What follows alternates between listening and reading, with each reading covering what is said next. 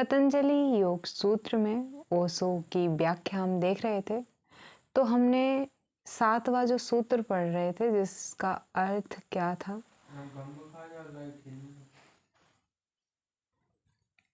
कि प्रत्यक्ष ज्ञान के 3 स्रोत हैं, प्रत्यक्ष बोध, दूसरा अनुमान और तीसरा बुद्ध पुरुषों के वचन। तो हम पहला तो पढ़ चुके थे लास्ट वीडियो में। अब हमें पढ़ना है दूसरे स्रोत के बारे में, यानी अनुमान के बारे में। यह गौण है लेकिन यह भी ध्यान रखने लायक है, क्योंकि जैसे तुम बिल्कुल अभी हो, तुम नहीं जानते कि तुम्हारे भीतर आत्मा है या नहीं। अपने आंतरिक अस्तित्व का तुम्हें कोई सीधा ज्ञान नहीं है, तो करोगे क्या? 2 संभावनाएं। पहली, तुम बिल्कुल अस्वीकार कर सकते हो कि तुम्हारी सत्ता का कोई आंतरिक मर्म है, कि कोई आत्मा है, जैसे चारवाकों ने किया, या जैसे पश्चिम में एपिकूरस, मार्क्स, एंजल्स या कई दूसरों ने स्थापित किया है। यह एक और संभावना है। पतंजलि कहते हैं कि यदि तुम जानते हो तो अनुमान की कोई ज़रूरत ही नहीं है, लेकिन यदि तुम नहीं जानते हो तब अनुमान करना सहायक होगा। उदाहरण के लिए देकार्त पश्चिम का एक महान विचारक, उसने अपनी दार्शनिक खोज संदेह सहित प्रारंभ की। उसने बिल्कुल शुरू से यह दृष्टिकोण अपनाया कि वह किसी भी चीज में विश्वास नहीं करेगा जब तक वह असंदिग्ध न हो जाए। जिस पर संदेह किया जा सकता था वह संदेह करता था, और वह उस बात को ढूंढ निकालने की कोशिश करता जिस पर संदेह न किया जा सके, और केवल उसी बात के बिंदु पर वह अपने चिंतन का सारा भवन निर्मित करता था। एक सुंदर खोज, ईमानदार, कठिन, खतरनाक। उसने ईश्वर को अस्वीकार किया, क्योंकि तुम ईश्वर पर संदेह कर सकते हो। बहुतों ने संदेह किया है और उनके संदेह का उत्तर कोई दे भी नहीं पाया है। वह अस्वीकार करता गया। जिस किसी पर भी संदेह किया जा सकता था, जो कुछ संदिग्ध माना जा सकता था, उसने अस्वीकार किया। अनेक वर्ष वह निरंतर मानसिक अशांति में रहा। अंततः वह उस बात से टकराया जो असंदिग्ध थी। वह स्वयं को अस्वीकार नहीं कर सकता, यह असंभव है। तुम नहीं कह सकते कि मैं नहीं हूं। यदि तुम ऐसा कहते हो तो तुम्हारा कहना ही सिद्ध करता है कि तुम हो। यह उसकी बुनियादी चट्टान थी कि मैं स्वयं को अस्वीकार नहीं कर सकता। मैं नहीं कह सकता कि मैं नहीं हूं। यह कौन कहेगा? संदेह करने के लिए भी मेरा होना जरूरी है। यह है अनुमान। यह प्रत्यक्ष बोध नहीं है। यह युक्ति युक्त तर्क द्वारा होता है, लेकिन यह एक परछाई है। यह एक झलक देता है। यह तुम्हें एक संभावना देता है, एक द्वार देता है। तो देकार्त के पास चट्टान थी और इस चट्टान पर भव्य मंदिर का निर्माण किया जा सकता था। एक असंदिग्ध तथ्य के साथ तुम परम सत्य तक पहुंच सकते हो, लेकिन यदि तुम किसी संदेहपूर्ण चीज के साथ आरंभ करो तो तुम कहीं नहीं पहुंचोगे। नींव में ही संदेह मौजूद रहेगा। पतंजलि कहते हैं अनुमान दूसरा स्रोत है सम्यक ज्ञान का। सम्यक तर्क, सम्यक संदेह, सम्यक युक्ति तुम्हें कुछ ऐसी चीजें दे सकते हैं जो वास्तव में ज्ञान की ओर जाने में तुम्हारी मदद कर सकती हैं। यही चीज है जिन्हें वे कहते हैं अनुमान। तुमने प्रत्यक्ष तौर पर नहीं देखा है, लेकिन हर चीज सिद्ध करते ही है कि यह ऐसा ही होना चाहिए। परिस्थितिजनक प्रमाण मिल जाते हैं कि यह उसी तरह ही होना चाहिए था। उदाहरण के लिए तुम इस विराट सृष्टि में चारों ओर खोजते हो सकता है तुम कल्पना ना कर पाओ कि ईश्वर वहां है, लेकिन तुम इसका खंडन नहीं कर सकते। सामान्य अनुमान द्वारा भी तुम खंडन नहीं कर सकते कि यह सारा जगत एक व्यवस्था है, यह सुसंगत जोड़ है, यह एक उद्देशात्मक स्वप्न है। इसका खंडन किया ही नहीं जा सकता। वह स्वप्न रेखा इतनी स्पष्ट है कि विज्ञान भी इसका खंडन नहीं कर सकता, बल्कि इसके विपरीत विज्ञान अधिक से अधिक स्वप्न रेखाएं ज्यादा से ज्यादा नियम खोजता चला जाता है। यदि यह जगत मात्र एक संयोग है तो विज्ञान असंभव है, लेकिन जगत संयोग जैसा नहीं लगता है। यह आयोजित किया हुआ जान पड़ता है और यह निश्चित नियमों के अनुसार चल रहा है, जो नियम कभी नहीं टूटते हैं। पतंजलि कहेंगे कि सृष्टि की संरचना को अस्वीकार नहीं किया जा सकता। यदि तुम एक बार अनुभव कर लेते हो कि सृजन वहाँ है, तब तुम सृजनकर्ता प्रवेश कर चुका होता है। लेकिन यह अनुमान है, तुमने प्रत्यक्ष स्वप्न से नहीं जाना है। तुमने केवल सृष्टि की इस स्वप्न रेखा को जाना है, योजना को, नियम को, व्यवस्था को जाना है।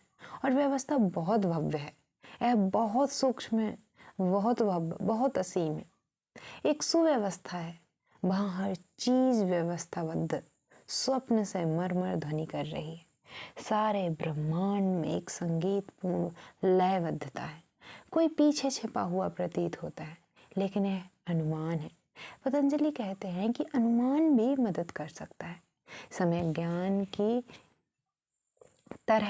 तरफ जाने में, लेकिन वह सम्यक अनुमान होना चाहिए। तर्क खतरनाक है, वह दुधारा होता है। तुम तर्क को गलत ढंग से प्रयोग कर सकते हो और तब तुम किसी निष्पत्ति पर पहुंचोगे। उदाहरण के तौर पर मैंने तुमसे कहा कि सृष्टि में एक योजना है, कि सृष्टि में एक योजनाबद्ध स्वप्न रेखा है, विश्व की एक व्यवस्था है, एक सुंदर व्यवस्था, संपूर्ण। सम्यक अनुमान यह होगा कि इसके पीछे किसी का हाथ जान पड़ता है। शायद हम प्रत्यक्ष स्वप्न से इसके प्रति जागरूक न हो सकता है हम उस हाथ का सीधा एकार्स न कर पाए, लेकिन एक हाथ वहां जान पड़ता है, छिपा हुआ। यह है सम्यक अनुमान। लेकिन उसी आधार से तुम गलत ढंग से भी अनुमान कर सकते हो। ऐसे विचारक हुए हैं जो कह चुके हैं, दीदारों ने कहा है कि सुव्यवस्था के कारण मैं विश्वास नहीं कर सकता कि ईश्वर है। विश्व में एक श्रेष्ठ व्यवस्था दिखाई पड़ती है। इसी व्यवस्था के कारण मैं विश्वास नहीं कर सकता कि भगवान है। कैसे है उसका तर्क? कैसा है उसका तर्क? यह कहता है कि यदि इसके पीछे कोई व्यक्ति था तो इतनी अधिक व्यवस्था नहीं हो सकती थी। यदि इसके पीछे व्यक्ति था तो उसने कई बार गलतियां की होती। कई बार वह मनमौजी हो जाता, पागल हो जाता। कई बार वह चीज़ें बदल देता। नियम संपूर्ण नहीं हो सकते यदि कोई उनके पीछे होता। नियम केवल तभी संपूर्ण हो सकते हैं जब उनके पीछे कोई नहीं होता और केवल यांत्रिक होते हैं। यह भी एक आकर्षक दृष्टि है। यदि हर चीज़ बिल्कुल सही से चलती रहती है तो वह यांत्रिक लगती है, क्योंकि मनुष्य के बारे में कहा जाता है कि भूल करना मानव उचित है। यदि कोई व्यक्ति वहाँ है तो कई बार उसे भूल करनी चाहिए। इतनी अधिक पूर्णता से ऊब जाएगा वह, और कई बार वह चीज़ों को बदल देना चाहेगा। पानी 100 डिग्री पर उबलता है, वह हजारों शताब्दियों से 100 डिग्री पर ही उबल रहा है, सदा सदा से। ईश्वर को तो ऊब जाना चाहिए। यदि कोई इस ब्रह्मांड के नियमों के पीछे है तो उसे ऊब जाना चाहिए। दीदारो कहता है, इसलिए केवल परिवर्तन के लिए ही एक दिन वह कहेगा अब आगे से पानी 90 डिग्री पर उबलेगा, लेकिन ऐसा कभी नहीं हुआ, इसलिए कोई व्यक्ति वहाँ दिखाई नहीं पड़ता। दोनों तर्क एकदम सही लगते हैं, लेकिन पतंजलि कहते हैं सम्यक अनुमान वह है जो तुम्हें विकसित होने की संभावनाएं देता है। सवाल यह नहीं कि तर्क बिल्कुल पूर्ण है या नहीं, सवाल यह है कि तुम्हारा निष्कर्ष एक प्रारंभ होना चाहिए। यदि ईश्वर नहीं है, यह बात समाप्ति बन जाती है, तब तुम विकसित नहीं हो सकते। यदि तुम निष्पत्ति लेते हो कि कोई छिपा हुआ है, सहायक हाँ, तब दुनिया एक रहस्य बन जाती है। तब तुम वहाँ मात्र संयोगवश नहीं हो, तब तुम्हारा जीवन अर्थपूर्ण बन जाता है। तब तुम एक विशाल आयोजन का हिस्सा बन सकते हो। तब कोई बात संभव हो जाती है। तब तुम कुछ कर सकते हो। तुम जागरूकता में बढ़ सकते हो। सम्यक अनुमान का अर्थ वह है जो तुम्हें विकास दे सके। असम्यक अनुमान वह है जो कि चाहे कितना भी शेष लगे तुम्हारा विकास को समाप्त कर देता है। अनुमान भी सम्यक ज्ञान का स्रोत हो सकता है।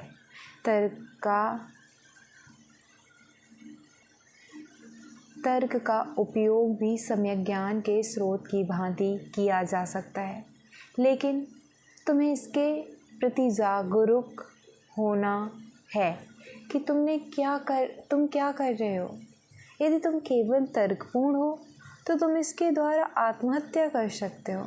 तर्क आत्महत्या बन सकता है, वह यही बनता है बहुतों के लिए।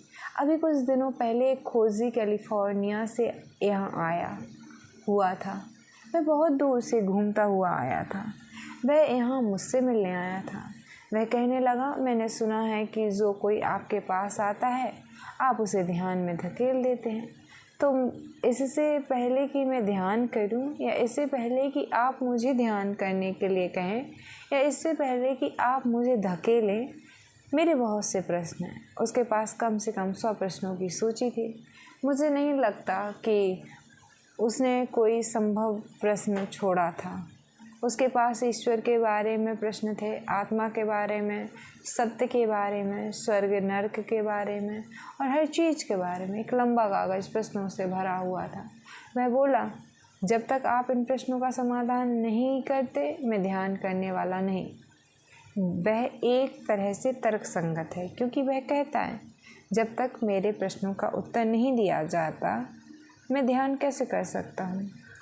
जब तक कि मैं आश्वस्त अनुभव ना करूं कि आप सही हैं, कि आपने मेरे संदेहों का समाधान कर दिया, मैं उस दिशा में कैसे जा सकता हूं जिसे आप दिखाते हैं और निर्देशित करते हैं। आप गलत हो सकते हैं।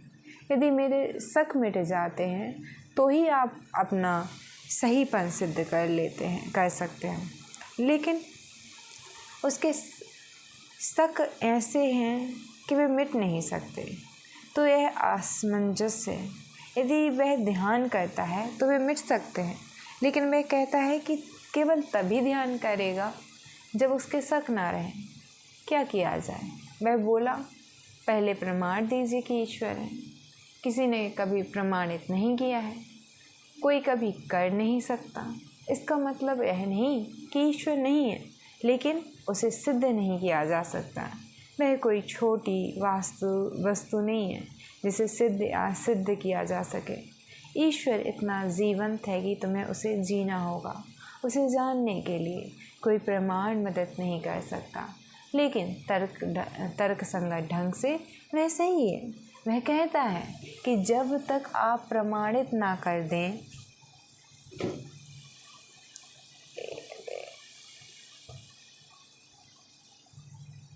जब तक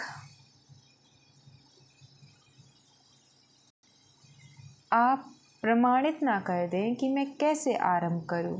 यदि आत्मा नहीं है तो कौन ध्यान कर रहा है? इसलिए पहले सिद्ध करें कि आत्मा है, तब मैं ध्यान कर सकता हूँ। यह आदमी आत्महत्या कर रहा है। उसे कोई भी कभी उत्तर नहीं दे पाएगा। उसने सारी बाधाओं की रचना कर डाली है और इन्हीं घेरों के कारण वह विकसित नहीं हो पाएगा, लेकिन वह तर्कपूर्ण है। ऐसी व्यक्ति के नाथ मुझे क्या करना होगा? यदि मैं उसके प्रश्नों का उत्तर देने लगता हूँ तो ऐसा आदमी जो 100 संदेह बना सकता था अब लाखों संदेह बना सकता है, क्योंकि संदेह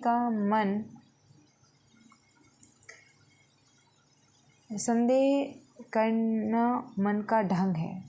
तुम किसी प्रश्न का उत्तर दे सकते हो और तुम्हारे उत्तर के कारण ही बस 10 प्रश्न और खड़े कर देगा, क्योंकि मन तो वैसा ही बना रहता है।